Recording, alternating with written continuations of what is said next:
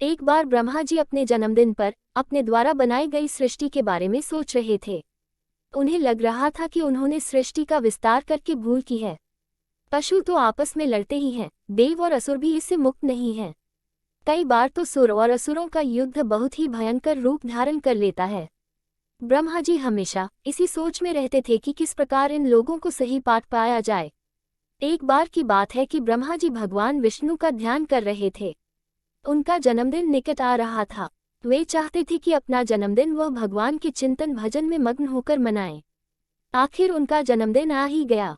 वह प्रातःकाल उठकर भजन पूजन करने लगे। भजन पूजन के बाद वह बैठकर संसार के बारे में सोच रहे थे। तभी उन्हें लगा कि चारों ओर से जय जयकार की ध्वनि आ रही है।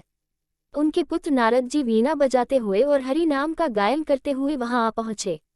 ब्रह्मा जी ने पूछा, वत्स नारद, यह कोलाहल कैसा, ये कैसा शोर सुनाई पड़ रहा है?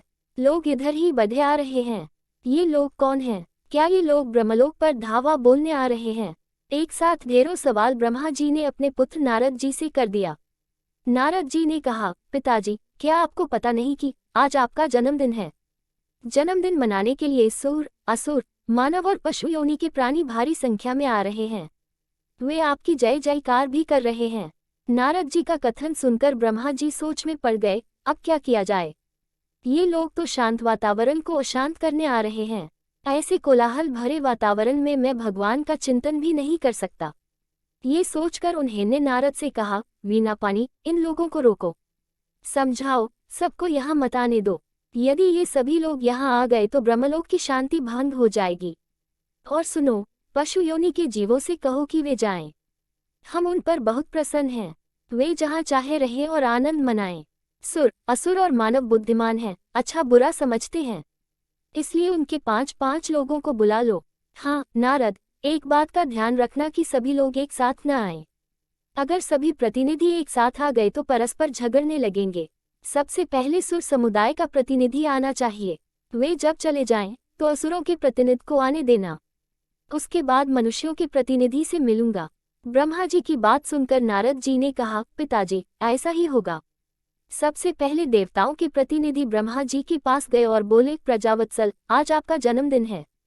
हम सब देवता आपको बधाई देने आए हैं। आपसे प्रार्थना है कि हमें कुछ ऐसा उपदेश दें जिससे हमारा जीवन धन्य हो। ब्रह्मा जी ने देवताओं की बात सुनी, फिर आंख बंद करके कुछ सोचा। उसके बाद कहा, जाओ, दुखमय जीवन बिताओ। इसके बाद असुरों की बारी आई।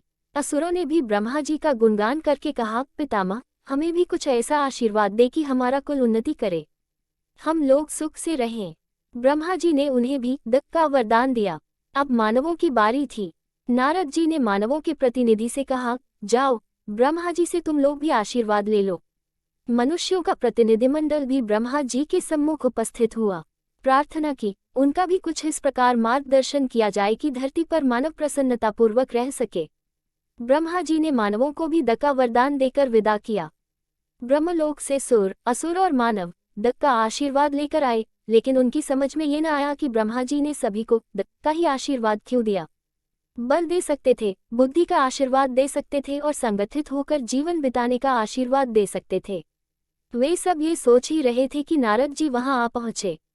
सब लोगों ने अपनी शंका नारद जी के सामने रखी। कहा, देवर्षि, अब आप ही हमें इस दर के बारे में समझाए, ये दर तो हम लोगों की समझ से परे है। तब देवर्षि नारद ने उन लोगों को समझाते हुए बताया कि ये जो दर का आशीर्वाद है ये आप तीनों के लिए अलग अलग अर्थ रखता है।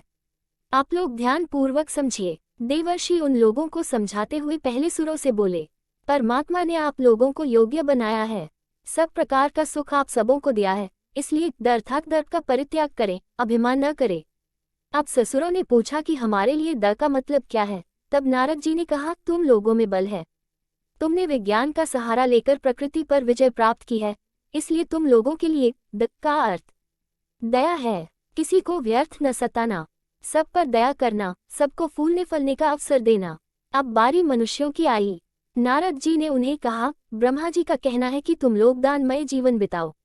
जो कुछ अर्जित करो उसमें से 10वां भाग किसी निर्धन, अपाहिज या समाज के उपेक्षित लोगों के लिए निकाल दो। अगर तुम्हारे पास पैसा है, बल है, तो लोगों की भलाई के लिए तालाब खुदवाओ, धर्मशाला बनवाओ, जहां पथिक विश्राम कर सकें। इस प्रकार ब्रह्मा जी ने देव, असुर और मानव सभी को द का वरदान देकर अपना जन्मदिन मनाया।